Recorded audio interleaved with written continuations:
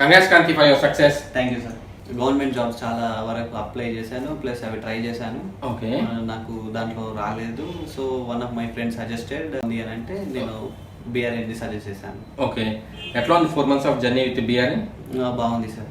Okay. Expect చేసావా అంటే settle అవుతామని చెప్పి ఎక్స్పెక్ట్ చేసావా?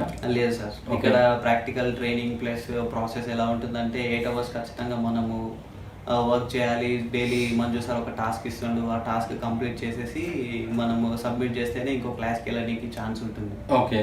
నువ్వు అబ్జర్వ్ చేసిన మేజర్ డిఫరెన్సెస్ ఏంటంటే నార్మల్ ట్రైనింగ్స్కి బీఆర్ఎన్ ట్రైనింగ్కి? నార్మల్ ట్రైనింగ్స్ జస్ట్ 2 hours చెప్తారు. ఇక్కడ మనం 8 hours మనమే వర్క్ చేసుకోవాలి. మనకు డెడికేటెడ్ సిస్టమ్ ఉంటుంది. ఓకే. మన సిస్టంలో మనం కూర్చొని వర్క్ చేసుకొని హార్డ్ వర్క్ చేస్తే ఖచ్చితంగా జాబ్ వస్తుంది. ఓకే. నువ్వు జాయిన్ అయినప్పుడు ఖచ్చితంగా ఒక డౌట్ ఉంటుంది, ఎందుకంటే ఆల్రెడీ కెరియర్ గ్యాప్ వచ్చింది, జాబ్ వస్తుందా రాదా, జాబ్ వస్తుందా రాదని. ఎట్లా ట్రస్ట్ చేసావు బీఆర్ఎన్ని? నాకు ఓల్డ్ ఫ్రెండ్స్ ఉన్నారు సార్, వాళ్ళకి కూడా దీని త్రూ జాబ్ వచ్చింది. సో వాళ్ళు చెప్పడం వల్ల నేను ఇక్కడికి వచ్చాను కాబట్టి నాకు నమ్మకం ఉంది బీఆర్ఎన్ మీద. ఓకే.